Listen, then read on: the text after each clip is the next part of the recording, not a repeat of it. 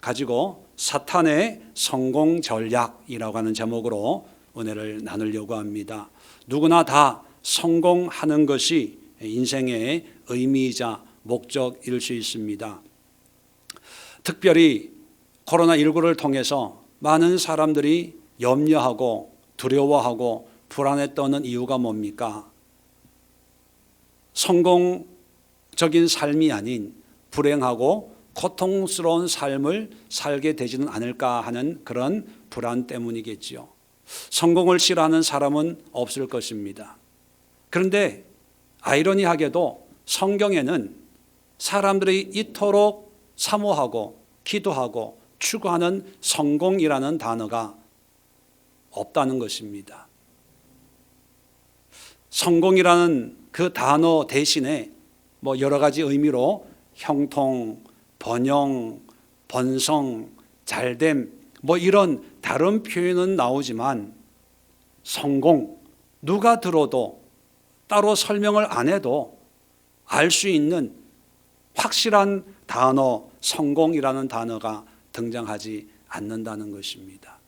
그러면 성경에서 하나님은 우리가 성공적인 삶을 사는 것을 싫어하는가? 그건 아니지요. 모든 사람들이 하나님의 은혜를 누리고 번성하고 번영하며 형통한 삶을 누구보다 더 간절하게 바라시는 분이 또한 하나님이기 때문입니다.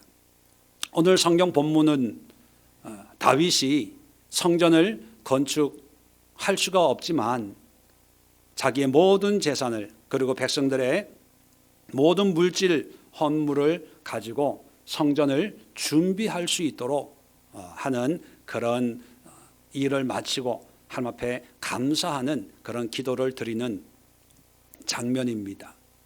이 다윗을 통해서 우리는 하나님이 원하시는 성공은 어떤 모습이고 또 다윗을 통해서 사단이 세상이 추구케 그런 성공의 모습은 어떤 것인가를 분별해 보면서 지금 여러 가지로 어려운 이런 상황에서 우리가 어떻게 성공적인 삶을 살아낼 수 있을까 다시 한번 결단하고 또 믿음으로 살아가는 그런 하루하루 될 수 있기를 바랍니다.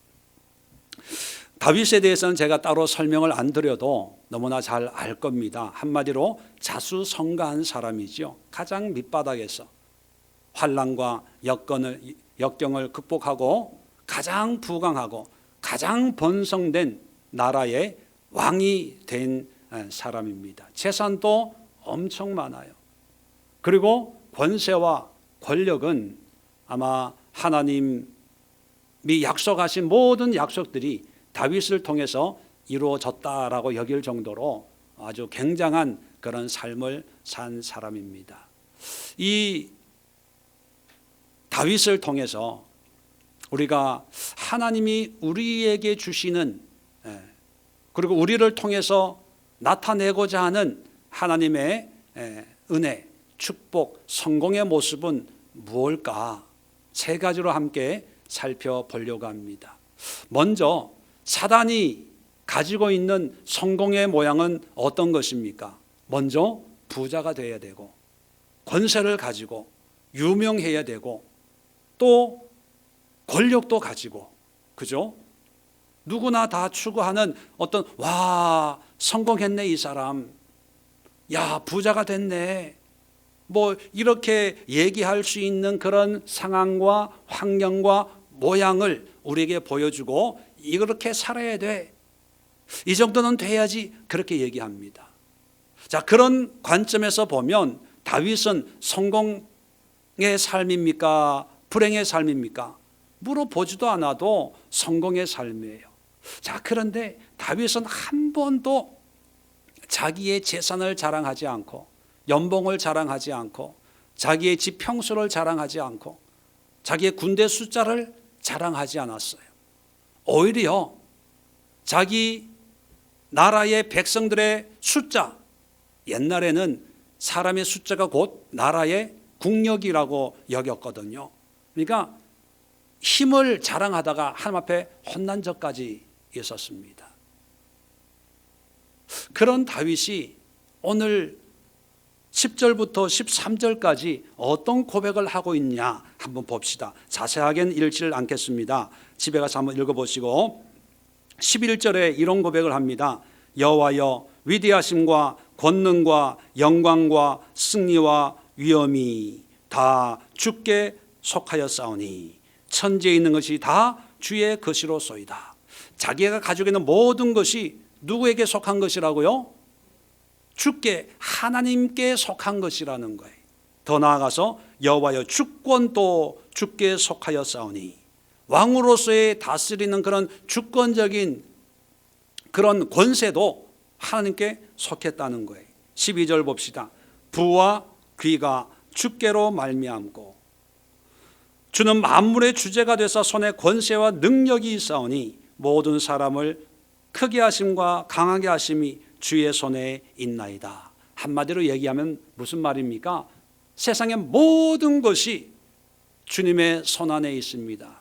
주님 겁니다. 이런 고백을 하는 거예요. 자, 그러면서 13절에 찬양하는 거죠. 우리 하나님이여, 이제 우리가 주께 감사하오며 주의 영원하신 이름을 찬양하나이다. 자기가 가지고 있는 것을 자랑하는 게 아니고요, 자기가 가지고 있는 것을 통해서 누구를 고백하는 거예요? 하나님을 고백하는 거예요. 고백하는 거. 자, 여기서 중요한 개념이 하나 나옵니다. 하나님이 우리에게 주시는 성공은 물질, 권세, 부귀, 영화일 수 있습니다. 또 그런 걸 누리지 못할 수도 있어요. 그런데 하나님이 모든 환경을 이 모양 저 모양 인도하시면서 하나님이 베풀어 주시는데, 그런데 하나님이 원하시는 삶은 뭐냐면 그 모든 환경을 통해서 누구를 발견하는 것? 하나님을 발견하는 거예요.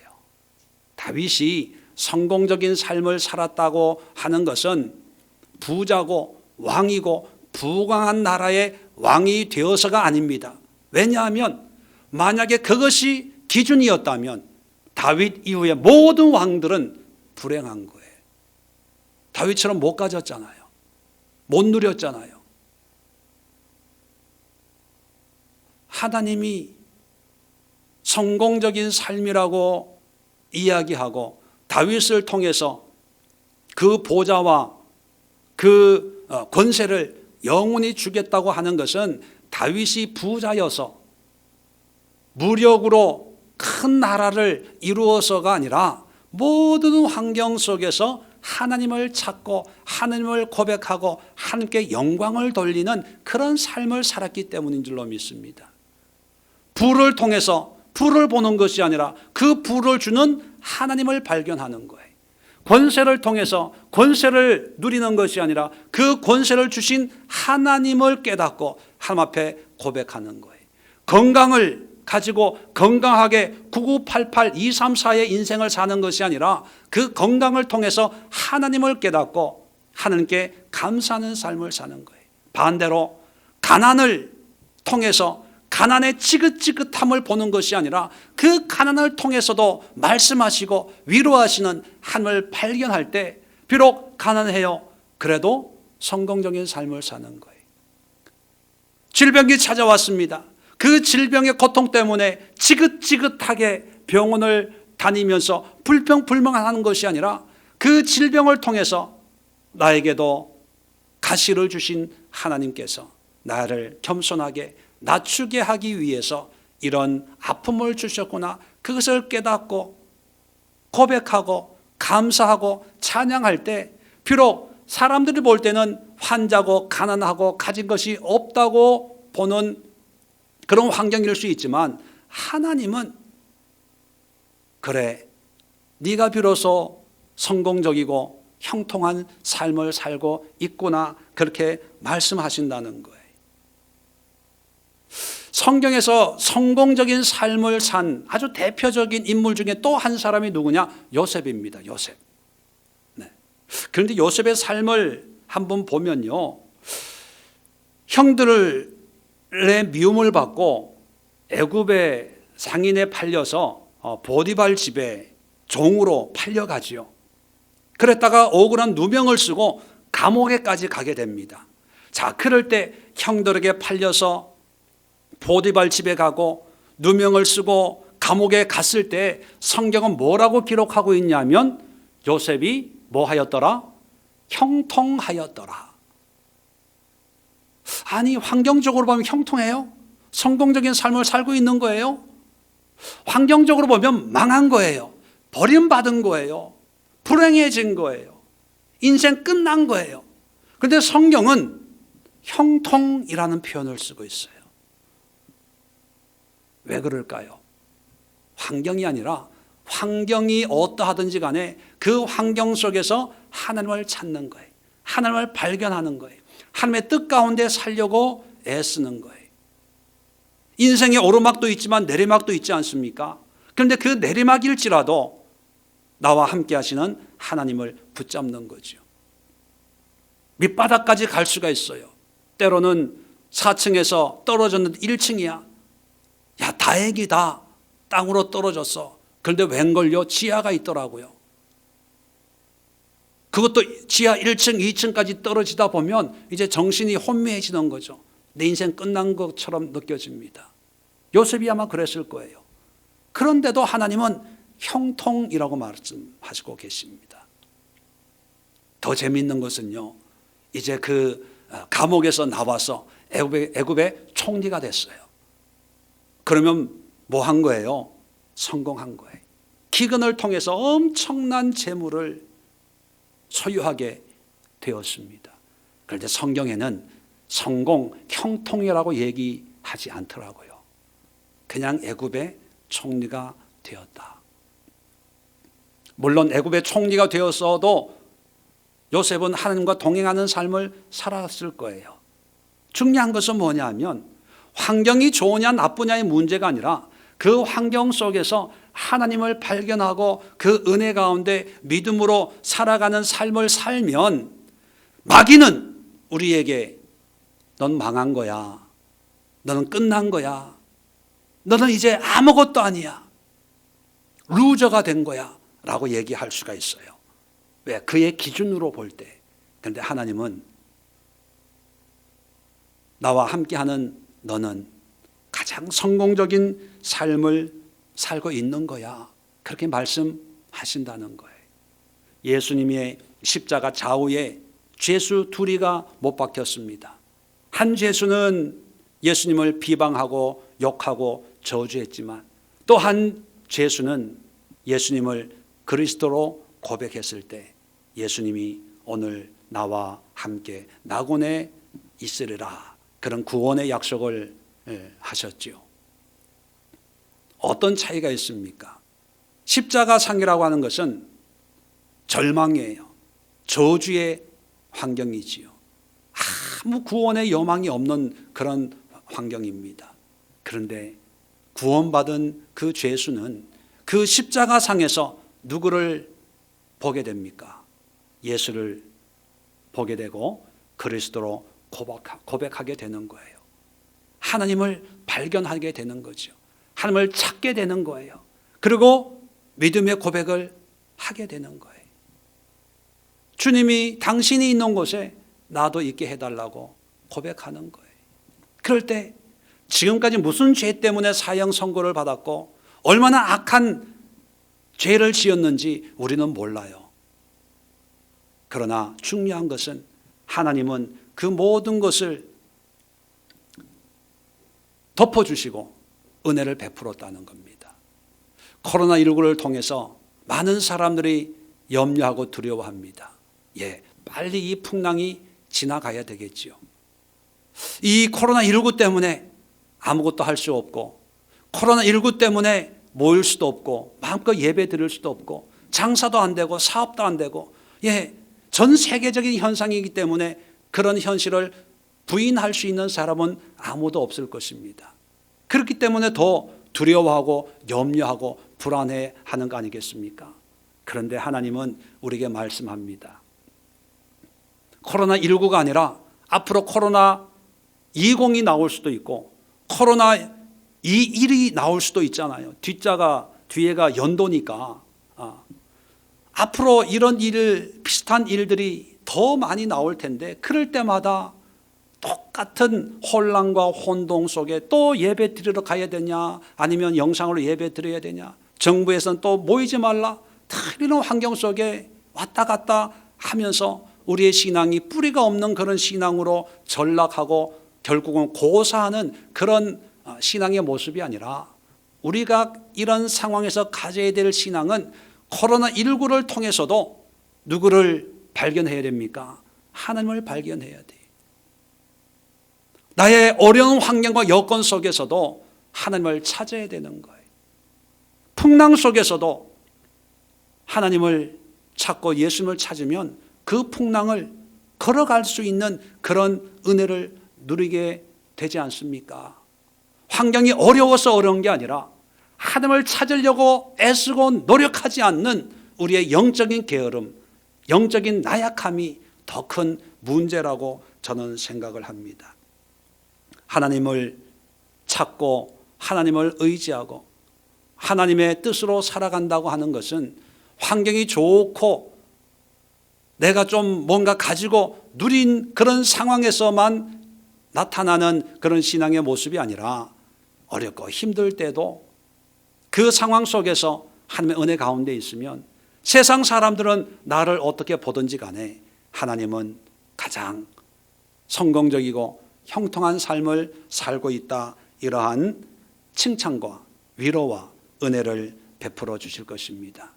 두 번째, 사탄이 추구하는 성공 전략은 뭐냐면, 내가 성공해서 내가 하고 싶은 일을 하도록 하는 거예요. 왜 부자가 됩니까? 부자가 되려고 하는 이유가 뭐예요? 내가 원하는 것을 할 수 있으니까. 왜 권세를 가지려고 합니까? 내가 하고 싶은 일을 할 수가 있으니까. 그런데 하나님은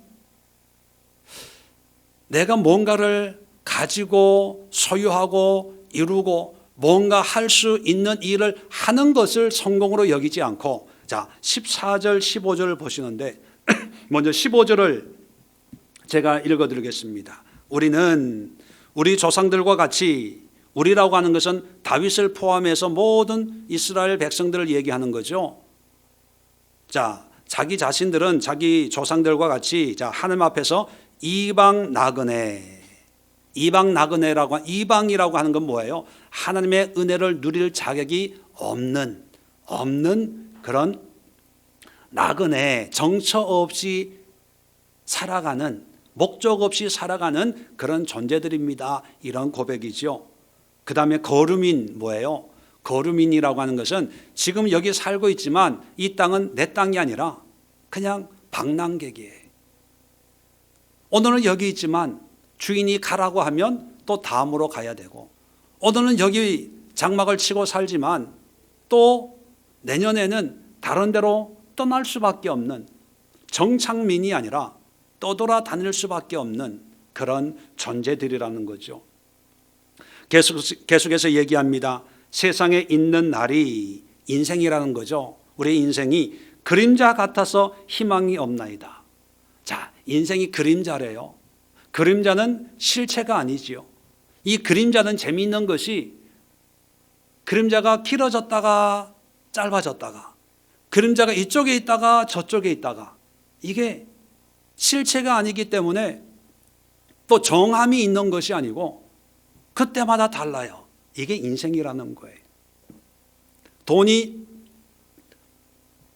너무 좋다가도 오히려 돈 때문에 망하기도 하지 않아요. 권세 권력이 좋다가도 이것 때문에 교도소 가고 깜빵 가고 그러잖아요. 짧은 한국 근대사 속에서 대통령이 이처럼 환난을 많이 당하는 그런 나라도 많지가 않아요. 부끄러운 얘기지만. 그런데도 권력을 잡으려고, 제가 알고 있는 대통령 중에도 퇴임하고 편안하게 여생을 보내고 있는 사람이 없어요. 제가 태어나가지고 지금까지 그 대통령을 경험해 봤는데 한 사람도 없어요. 그게 다 그림자 같다는, 그림자. 우리의 인생은 아무 의미도 없고 능력도 없고 또 우리가 소유할 수 있는 것 아무도 없는 우리라는 거예요. 자, 이런 우리를 14절에 보세요. 나와 내 백성이 무엇이기에 이처럼 즐거운 마음으로 드릴 힘이 있었나이까? 모든 것이 주께로 말미암아 싸우니 우리가 주의 손에서 받은 것으로 주께 드렸을 뿐이니다. 많은 헌금을 하는데 이 드리는 헌금이 내 것이 아니고 누구 거라는 거예요? 하나님의 건데 하나님이 우리에게 마음과 생각을 주어서, 자 18절 한번 볼까요? 우리 조상들 아브라함과 이삭과 이스라엘의 하나님 여호와여, 주께서 이것을 주의 백성의 심중에 영원히 두어 생각하게 하시고, 우리의 마음에 두고 우리를 생각하게 한 게 다윗의 생각이 아니라 누구의 생각이라는 거예요? 하나님의 생각이란, 하나님의 생각. 하나님의 생각하게 하시고 그 마음을 준비하여 주께로 돌아오게 하시며, 뭡니까? 무슨 얘기입니까? 한마디로 얘기하면 우리는 능력도 없고 자격도 없고 그런 본질적으로 정말 아무것도 아닌 존재인데, 그런데 하나님이 나에게 권세도 주고 물질도 주고 하셔서 또 이 물질로 하나님의 성전을 세우는데 준비하도록 한 모든 것들이 누구 계획이라고요? 하나님의 계획이라고요. 자, 여기서 사탄은 말씀드린 것처럼 성공을 통해서 내가 하고 싶은 것을 하려고 해요. 그래서 다 성공하려고 해요. 사장하려고 해요. 회장하려고 해요. 왜? 마음대로 하니까. 근데 하나님의 성공은요, 마음대로 하는 게 아니라 누구 뜻대로 하는 거예요? 하나님의 뜻대로. 그래서 하나님의 성공은 하나님과 동행하는 거예요. 하나님과 동력하는 거예요. 하나님과 함께하는 삶을 사는 것이 바로 그것이 성공입니다. 다윗은 자기가 부자 됐기 때문에 성공이라고 얘기하지 않아요. 많은 권세를 가지고 있기 때문에 나는 성공한 왕이야, 그렇게 얘기하지 않아요. 자기는 이방 나그네, 자기는 거류민, 나의 인생은 그림자같이 희망이 없는 인생의 주인공이야, 그렇게 생각하는 거예요. 그런데 이런 나에게 하나님이 권세도 주고 물질도 주고 명예를 줬는데 이것은 내게 아니라 하나님의 거야. 그렇기 때문에 하나님이 주신 생각과 마음에 내가 순종해야지. 그러면서 자기의 재산을 하나님의 성전을 짓는데 내어드리는 거예요. 아마 성전 건축 부흥회 하면 다윗의 이러한 헌금에 대해서, 헌물에 대해서 아마 강조할지 몰라요. 다윗도 자기가 가지고 있는 모든 것을 하나님 앞에 갖다 바쳤으니까. 여러분, 다윗의 축복을 받기 위해서는 어떻게 해야 됩니까? 막 이렇게 설교할지 몰라요. 여러분, 그런데 성경이 얘기하는 것은 다윗이 얼마를 드렸고 또 엄청난 재물을 소유하고 있다는 것을 우리에게 알려주기 위함이 아니라, 다윗은 나그네예요. 이방인이에요. 거류민이에요. 그림자 같은 소망 없는 인생을 살아가는 우리와 똑같은 인생들이에요. 단지 다윗에게는 하나님이 더 많은 것을 주었어요. 그런데도 다윗은 그것을 내고로 사용하지 않고 하나님의 뜻 가운데 모든 것을 맡겨드린 사람이기 때문에 어떻게 보면 우리와 똑같은 그런 사람일 수 있습니다. 그렇다면 코로나19 때문에 염려하고 걱정하고 근심하는 오늘날의 사람들, 성공, 행복, 이런 삶의 모습과는 점점 멀어지는 것 같은 그런 상황 아닙니까? 그러나 성경적으로는요, 이런 상황에서도 하나님 앞에 성공적인 삶, 형통의 삶을 살 수가 있습니다. 어떻게 해요? 하나님과 동행하면 되는 거예요. 하나님과 함께 하면 되는 거예요. 그럼 어떻게 동행하고 어떻게 함께 하는 거예요? 하나님은 어디에 계십니까? 우리와 함께 하시죠. 그러니까 하나님이 어디 있는지 찾을 필요가 있어요, 없어요? 없어요. 자, 우리와 함께합니다. 자, 우리의 생각과 마음이 하나님이 주신 거라면 우리의 생각과 마음이 성경적이고 하나님의 일반적인 그런 은혜에 합당한 것일 거겠죠. 훔쳐라, 가져라, 사기쳐라 이런 건 하나님이 주신 생각이 아닐 거예요. 그죠? 사랑해라, 섬겨라, 인내해라, 베풀어라, 나누어라. 그러면 우리는 어떻게 하면 돼요? 그 하나님의 뜻에 콩 한 쪽도 나누면 그것이 하나님과 동행하는 거예요. 한마디 위로의 말 한마디 하면 그것이 하나님과 동행하는 거예요. 그 순간 우리는 하나님 보시기에 형통한 자, 성공적인 삶을 살 수가 있는 거예요. 어렵다고 성공 못하는 게 아니라 그 마귀가 주는 성공을 추구하려고 할 때 그러는 거예요. 하나님이 추구하는 성공은요, 환경이 좋든 안 좋든 상황에 관계없이 그 상황에서 내가 가지고 있는 것으로 하나님 앞에 하나님의 뜻에 동행하면 그것이 성공적인 삶인 거예요. 집에 가서 한번 성경을 한번 읽어보세요. 사무엘상 4장을 보면 한번 찾아봅시다. 시간 좀 가더라도 사무엘상 4장.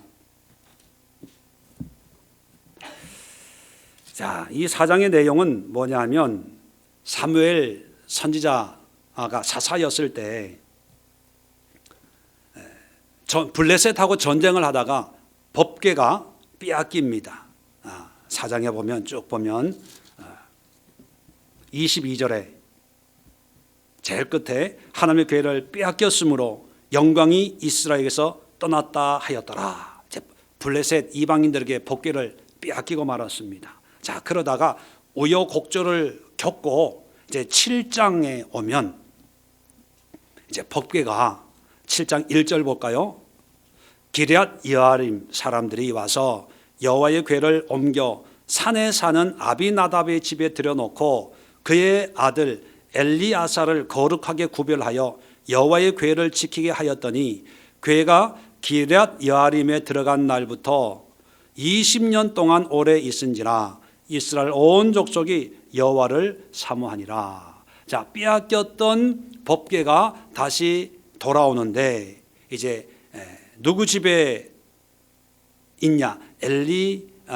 아비나답이라고 하는 집에 이제 임시로 안치를 해 놓습니다. 그 기간이 몇 년이라고요? 20년 동안 거기에 안치가 됩니다. 자, 그러다가 사무엘 하 6장을 보세요. 사무엘 하 6장. 제 설교는 성경을 꼭 가지고 다니셔야 됩니다.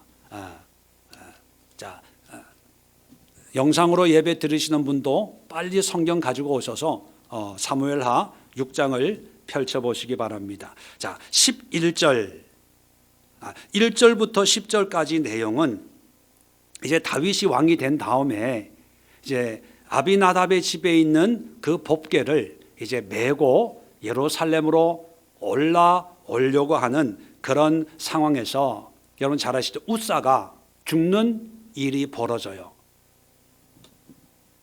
타작마당에 들어서던 이 수레에 싣고 왔는데 이 소가 갑자기 놀래서 뛰니까 넘어지려고 하는 그 법궤를 잡았던 우사가 그 자리에서 죽는 사건이 일어난 거예요. 그러니까 사람 다 놀래가지고 자 11절 보세요. 10절 보세요. 다윗이 여호와의 궤를 옮겨 다윗성 자기에게로 메어 가기를 즐겨하지 아니하고 가드 사람 오벳 에돔의 집에 메어 간지라. 무서워가지고 야 안 되겠다, 무섭다 야 그러면서 오벳 에돔이라는 사람한테 이제 갖다 맡깁니다. 자 11절 보세요. 여호와의 궤가 가드 사람 오벳 에돔의 집에 석 달을 있었는데 여호와께서 오벳 에돔과 그 온 집에 복을 주시니라. 12절입니다. 어떤 사람이 다윗 왕에게 아뢰어 이르되 여호와께서 하나님의 궤로 말미암아 오벳 에돔의 집과 그의 모든 소유에 복을 주셨다 한지라. 다윗이 가서 그 하나님의 궤를 기쁨으로 메고 오벳 에돔의 집에서 다윗성으로 올라갈세. 자, 잘 보세요. 자, 참 재밌는 사건인데, 자, 법궤가 빼앗겼다가 아비나답의 집에 아까 20년 있었다 그랬잖아요. 사무엘이 사는 동안 20년 있었고, 그 다음에 최초의 왕이 누굽니까? 사울이지요. 사울이 왕이 되어서 다스린 횟수가 40년입니다. 그리고 지금 다윗이 왕이 되었거든요. 왕이 된 뒤에 이제 전쟁을 하고 나라를 어느 정도 안정을 시킨 뒤이기 때문에 뭐 짧게 잡았어도 한 10년, 왕이 된 지 10년. 그러면 아비나답의 집에 이 복궤가 안치된 횟수가 얼추 몇 년입니까? 20년, 40년, 10년, 몇 년이? 70년이 70년. 70년 동안 아비나답의 집에 있던 이 복궤를 이제 다윗이 드디어 이제 예루살렘으로 이제 모시고 오는 거예요. 오다가 그런 사건이 난 거예요. 자, 그런데 무서워가지고 이 복궤를 오벳 에돔이라고 하는 사람 집에 임시 안치를 해요. 그 기간이 몇 개월입니까? 3개월이에요. 자, 잘 보세요. 3개월 모시고 있었는데 이 오벳 에돔이 뭐를 받아요? 열 받는 게 아니라 복을 받아요. 복을 받은 이 소식이 소문으로 퍼져가지고 12절에 어떤 사람이라고 하면서 다윗에게 오벳 에돔이 복 받은 걸 얘기를 하는 거예요.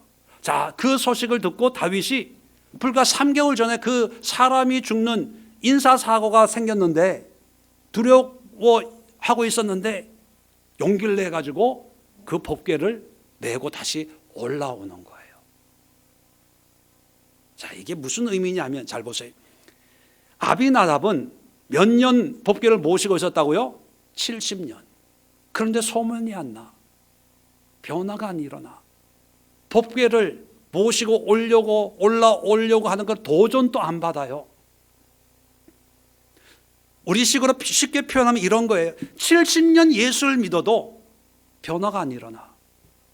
70년 예수를 믿어도 가족들도 그렇고 주변 사람들도 그렇고 예수 믿는지 알지도 못해.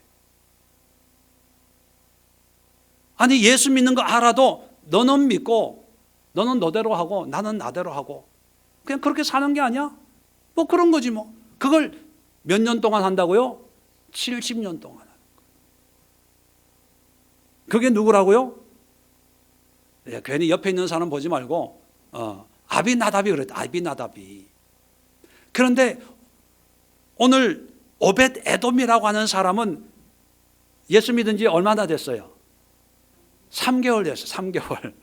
뭘 알겠어요? 자기가 원해서도 아니고 얼떨결에 그냥 법궤를 그냥 맞이하게 된 거예요.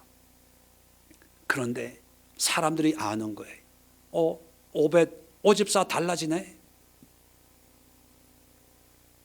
오집사 집이 분위기가 달라져. 법궤 때문에 복 받는가 봐.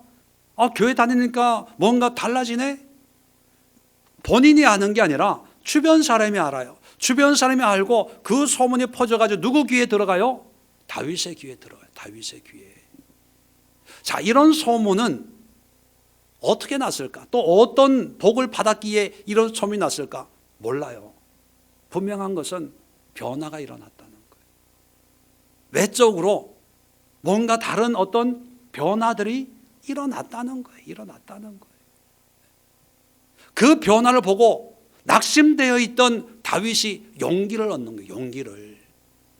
여러분, 다윗이 믿음이 좋은 것도 있지만요, 오집사도 굉장한 믿음을 가지고 있다고 생각을 해요. 뭐 배경도 몰라요.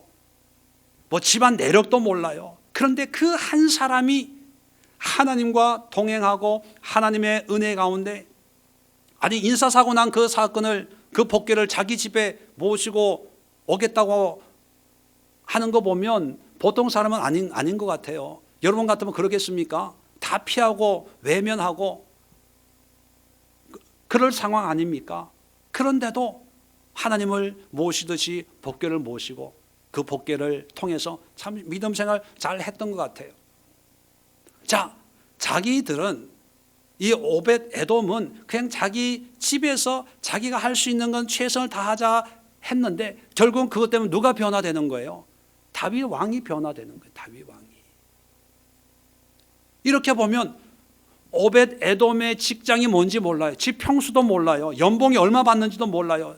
땅을 얼마나 소유하고 있는지도 몰라요. 자식이 얼마나 잘 됐는지도 몰라요. 그런데 성공적인 삶을 사는 거 아닙니까? 다윗만 성공적인 삶이 아니라 오벳 에돔도 성공적이고 은혜로운 삶을 살고 있는 거 아니에요? 마귀의 기준으로 보면, 사탄의 기준으로 보면 누가 성공한 거예요? 다윗이에요. 그런데 하나님은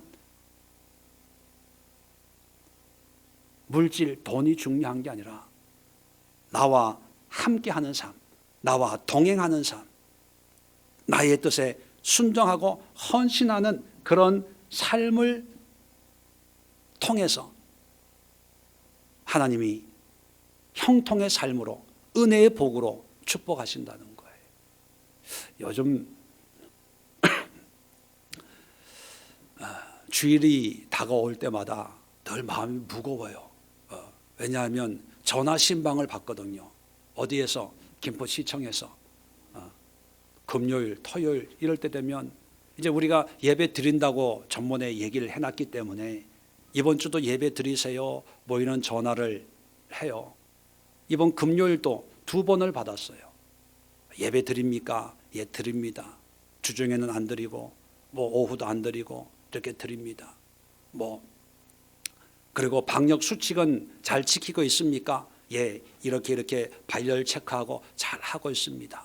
그랬더니만 이번에는 뭐라 그러냐면 그러면 주일날 우리 시청 공무원이 교회 가가지고 확인을 해야 되겠대.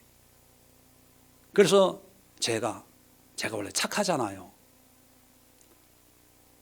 할 말 다 못하는 사람 아닙니까? 그래서 제가 확인을, 공무원이 나가서 확인을 해도 되겠습니까? 라고 하길래 제가 그랬어요. 왜 옵니까? 교회 예배 드리는 것이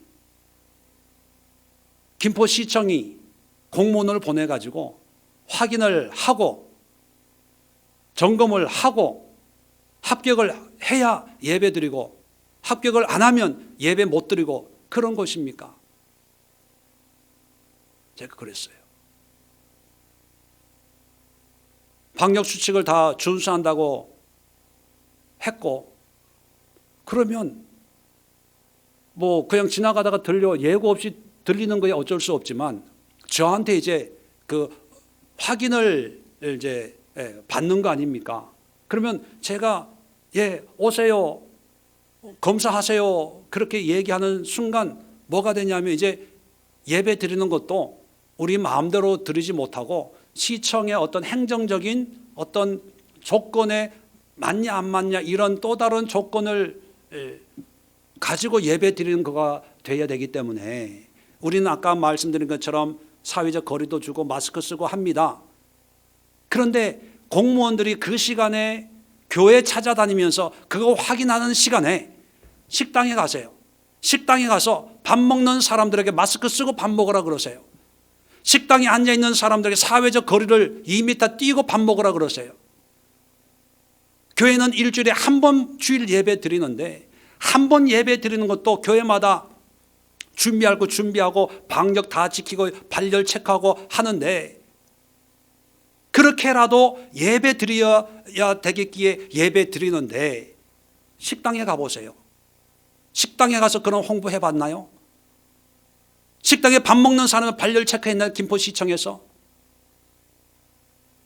교회가 김포시청이 허락을 해주고 확인을 해주고 점검을 해주고 그런 것이 교회인 줄 착각하십니까? 교회는 하나님을 예배하는 곳이고 그 예배하는데 정부의 시책을 충분히 준수하면서 예배 드리고 그것도 일주일에 한 번 성도들이 나와서 예배하는 곳인데 그렇게 예배하기 위해서 교회가 수고하고 애쓰는 것을 알고 감사하게 여겨야지. 지금까지 김포에서 예배 드리면서 확진자가 나온 적 있냐고. 마치 교회 예배도 행정력을 동원해가지고 예배 드릴 수 있고 또 드리지 못하게 하는, 제가 전화 통해다 그랬어요. 박원순, 이재명 이런 인간들이 하는 짓거리가 뭡니까? 제가 원래 착하잖아요. 우리 교회 못 옵니다. 왜 못 오냐 하면 우리 교회는 낯선 사람이 오면 원래 예배 참석 못하게 합니다. 2주 뒤에 봅시다 이렇게 얘기하니까 우리 교회는 못 들어옵니다. 그래도 공무원이어도 신천지인지 우리가 어떻게 확인합니까? 내가 신천지가 아니라는 것을 증명을 하고 오면은 어쩔 수 없지만 그렇지 않고는 못 옵니다. 그럴 때면 죄송합니다. 요즘 교회 많이 힘드시죠? 그러고 끊어요. 그게 한 3시쯤 됐어요. 그런데 저녁 7시 넘어서 또 다른 사람이 전화 온 거예요. 내가 그렇게 됐으니까 뭐 블랙리스트에 올라갔는지 모르겠어요. 다른 사람이 좀 센 여자가 전화했더라고요. 거기 교회죠. 그렇게 해놓고 사장님이 교회면 당연히 목사님일 텐데 이분은 교회를 안 다니는 사람인가 봐요. 똑같은 얘기를 하는 거예요.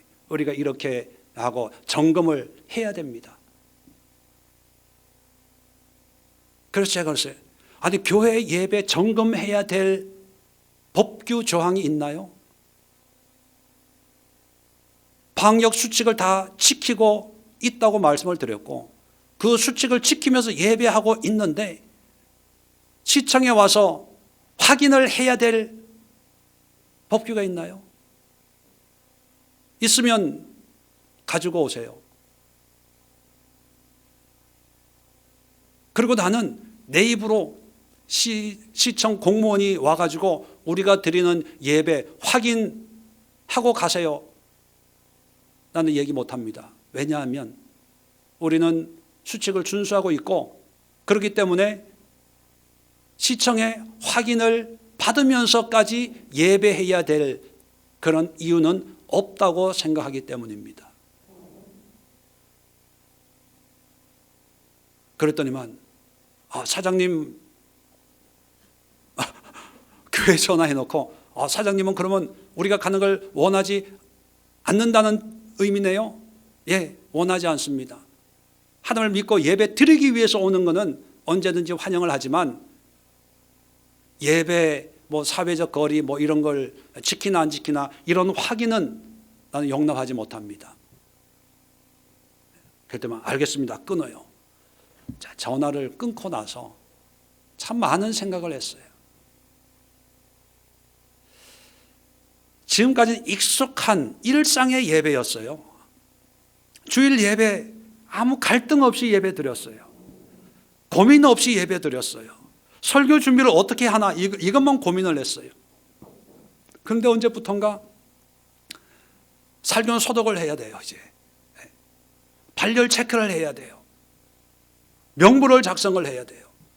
그리고 시청으로서 전화를 받고 매주마다 전화를 받으면서 몇 주는 받았는데 이제 더 확인하러 나온다니까 내가 화가 나는 거예요.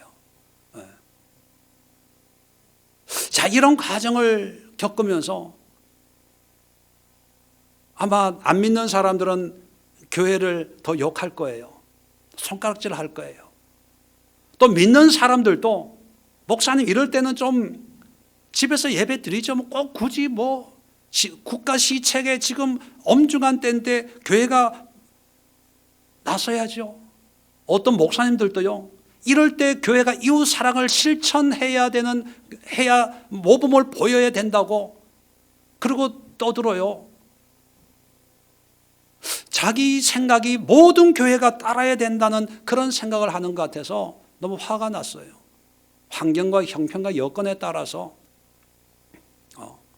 그런데 이제는 말씀드리고 싶은 것이 뭐냐면 이제는 개개인의 어떤 신앙과 이런 것을 인정해 주지 않고 어떤 시책이나 법규나 이런 걸 통해서 이제 큰 교회에서 몇 명의 확진자가 나왔다고 작은 교회도 이제 못 모이게 하고 그 얘기는 뭐냐면 쉽게 표현하면요. 이제는 하나님의 뜻으로 살고 싶어도 내 마음은 살고 싶어도 환경이 허락지 않는 그런 때가 다가오는 게 아닌가라는 생각이 들더라고요. 그러면서 옛날에 여기 교회에서 점심 먹고 오후 예배 드리고 친교하고 조 목사님 집에 가가지고 삼겹살 구워 먹고 이랬던 것이 이렇게 돌아올 수 없는 그런 아슬아한 그냥 추억으로 우리 아들 딸들한테 야 아빠 엄마가 교회 다닐 때는 봄이 되면 조부행 집사님 집에 가가지고 고기 구워 먹고 그 다음 주에는 조 목사님 집에 가서 고기 구워 먹고 가연산에 진달래 축제도 가고 가을에 문수산 단풍놀이도 가고 아마 이것을 어떤 역사처럼 얘기할 때가 오지 않을까. 그게 두려워지는 거예요. 염려가 되는 거예요.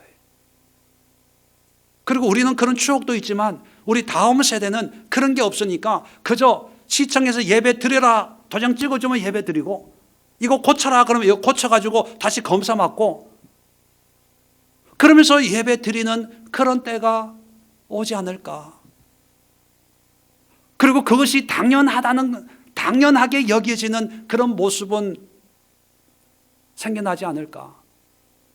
또 그런 모습에 반해서 우리는 믿음으로 말씀으로 나아가야 됩니다. 그런 신앙을 저건 극렬분자, 신비주의자, 교회 중심주의자 별의별 낙인을 찍어가지고 유난 떨게 예수 믿는다라고 하는 그런 카테고리로 비난하지 않을까. 별 생각을 다 하면서 마음이 무거워지는 거예요. 예수님과 동행하는 삶. 말은 쉽지만 우리의 삶 속에 점점 어려워지는 그런 때가 오는 게 아닌가 그런 생각을 해봅니다. 여러분 다시 한번 말씀드리지만 성공이라고 하는 것은 세상적으로 많은 것을 누리고 가지는 것이 아니라 콩 한 쪽을 가지고도 하나님의 뜻 가운데 살아가는 하나님의 은혜를 생각하고 하나님의 뜻을 생각하고 하나님과 동행해서 나는 모르는데 주변 사람들이 오벳 에돔처럼 야 예수 믿고 변화됐네 달라졌네 새로워졌네 이런 소문들이 나가서 결국은 다윗까지도 아무것도 아닌 오벳 에돔이 은혜를 끼칠 수 있는 이런 삶의 주인공들이 우리가 되어야 되지 않을까. 다윗이 되려고만 애쓰지 말고 오벳 에돔 같은 삶도 충분한 성공적인 형통한 신앙의 주인공이 될 수 있다는 것을 여러분 다시 한번 기억할 수 있기를 바랍니다. 마지막으로 세 번째가 하나님 앞에 쓰임받는 거예요. 성경에는 나와 있지만 다윗은 알아요. 자기가 성전을 건축할 수 없다는 것을. 그리고 아들 솔로몬이 성전을 건축해야 된다는 걸 너무나 잘 알고 있습니다. 그러면 성전 건축에 대해서는 신경 안 써도 돼요. 손 떼도 돼요. 왜? 솔로몬이 할 거니까. 그런데 왜 다윗은 성전 건축할 수 없는 그 말씀을 하나님부터 받았음에도 불구하고 어떻게 하든지 이 성전 건축에 도움을 주고 자기가 쓰임 받으려고 재정을 자기가 다 준비해 놓는 거예요. 왜 이렇게 해야 됩니까? 안 해도 되는데. 그것은 뭐냐 하면 다윗은 깨닫는 거죠. 모든 것을 누리고 모든 것을 가져도 여전히 이방 나그네고 거류민이고 그림자 같은 인생인데 이런 그림자 나그네 이방인의 삶을 살면서 가장 의미 있는 것이 뭘까? 하나님 앞에 쓰임받는 거라는 거예요. 세상에 사탄 마귀가 주는 성공은 뭐냐면 자기가 사람들을 쓰는 거예요. 이용하는 거예요. 부리는 거예요. 왜 사장이 되려고 합니까? 많은 사람을 부리려고 하죠. 어떤 사람이 그래요. 공부를 잘 못하니까 그렇게 위로하는 거예요. 야, 공부 못하는 거 기죽지 마. 돈 많이 벌어가지고 공부 잘한 사람 직원을 쓰면 돼. 걱정하지 마. 예, 그것도 위로일 수 있죠.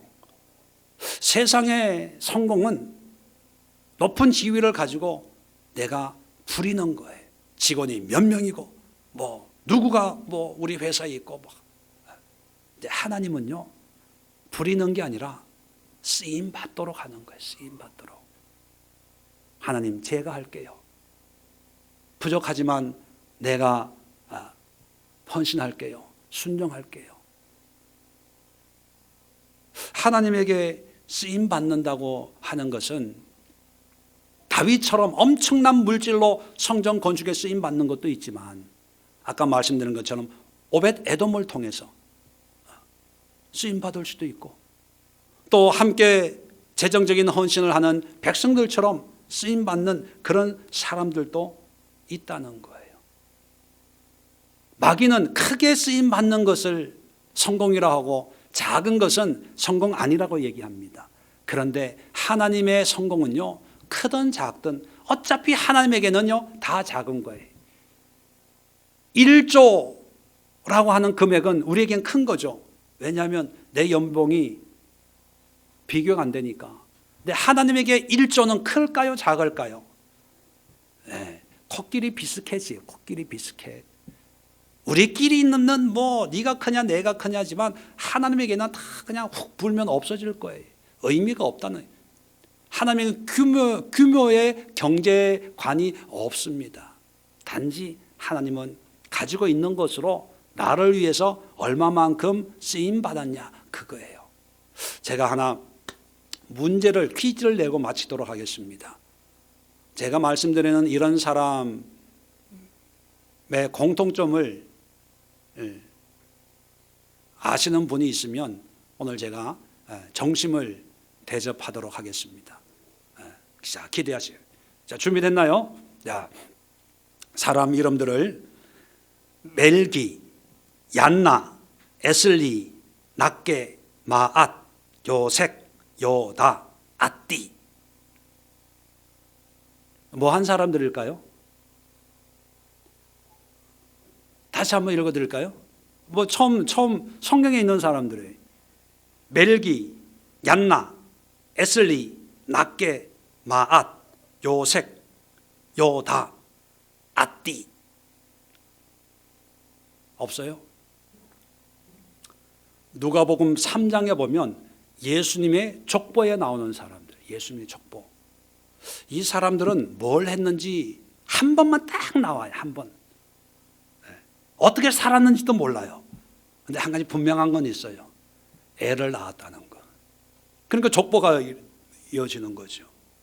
여러분, 하나님 앞에 쓰임 받는다는 게 누구나 다 알 수 있는 걸로 쓰임 받는 사람도 있어요. 아브라함, 뭐 다윗, 바울, 뭐 여호수아, 뭐 그러잖아요. 우리는 그런 사람들만 성공적인 삶이라고 생각을 해요. 그런데 성경에는 물론 이름도 없는 사람들도 있어요. 그 이름도 없으니까 우리는 뭐 언급을 할 수가 없지만 한 번 언급이 됐는데 그들의 삶을 몰라요. 부자였는지 가난했는지. 근데 하나님은 기억하시고 그 이름을 그리스도 예수의 족보에 끼워 넣어서 이 사람이 없으면 예수님이 있어요, 없어요? 없는 거예요. 꼭 있어야 되는 사람, 쓰임 받은 거예요. 그럼 의미 있는 거 아닙니까? 지금 내 모습을 보면 야, 이렇게 사니 죽는 게 낫다, 야. 그럴 수 있어요. 그런데 그럼에도 불구하고 내가 하나님의 역사에 꼭 필요한 존재라면 나를 통해서 나는 볼 수 없지만 다음 세대에 뭔가 하나님이 계획할 일이 있다면 나는 쓰임 받는 거 아닙니까? 감사해야죠. 단지 이런 사람들은 어떤 신앙의 모습은 기록해 놓지 않아서 모르지만 우리는 알잖아요. 있는 모습 이대로 하나님 앞에 쓰임 받는 그런 삶을 살면 그것이 은혜고 축복이고 성공이라는 것을 우리는 설교를 통해서 말씀을 통해서 이미 이제 깨닫게 되었잖아요. 그러면 우리가 하는 작은 일의 소중함을 느낄 수가 있습니다. 아, 이 일이 내가 하고 싶어서 하는 게 아니라 하나님의 나라를 위해서 내가 이 일을 하는 거구나. 다윗의 시편 84편 10절에도 악인의 궁전에서 사는 것보다 성전에 문지기로 있는 것이 낫습니다. 그런 고백을 하고 있어요. 예수님도 제자의 이름으로 너희 중에 작은 자에게, 많은 사람 중에 그 중에서도 작은 자, 작은 자의 의미가 나이가 어린 사람일 수도 있고 가난한 사람일 수도 있고 하여튼 작은 자에게 물 한 잔 대접한 것도 결단코 상을 잃지 아니하리라. 그렇게 말씀하셨어요. 세상의 성공, 마귀의 성공은 뭐예요?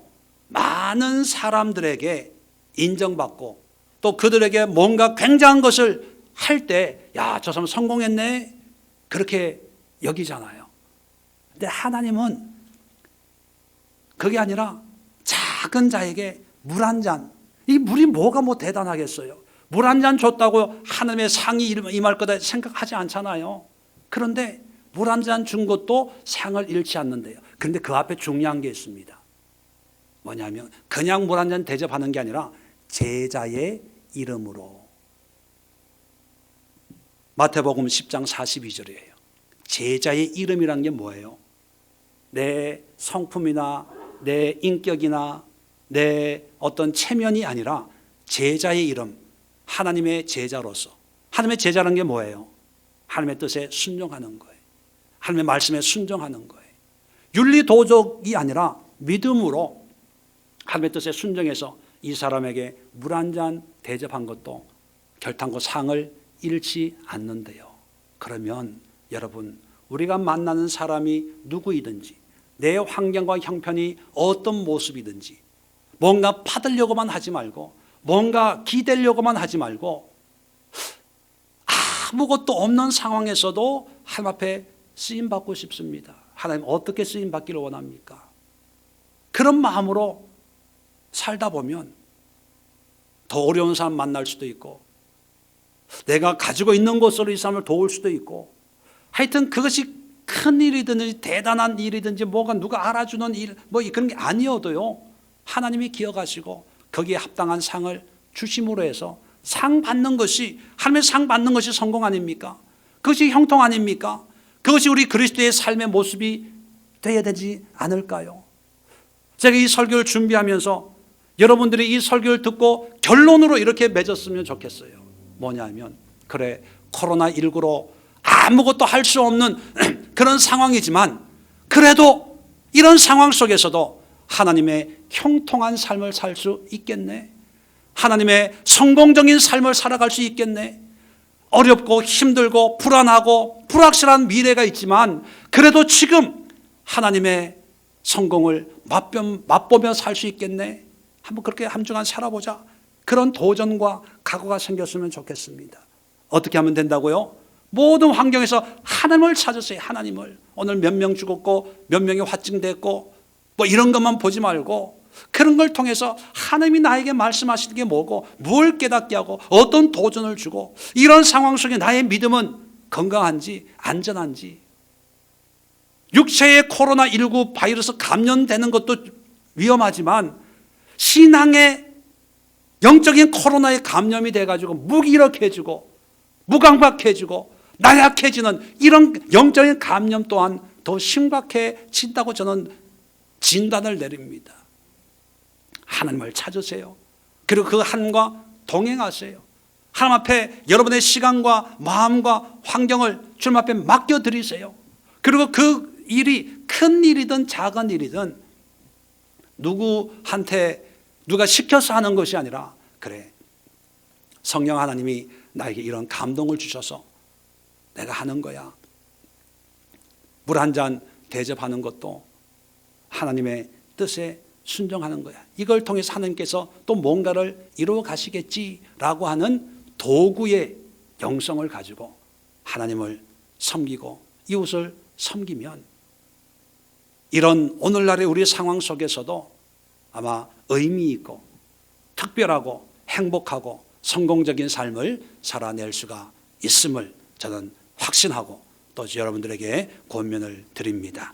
기도하겠습니다. 좋으신 하나님 아버지, 은혜와 사랑을 감사합니다. 많은 사람들이 염려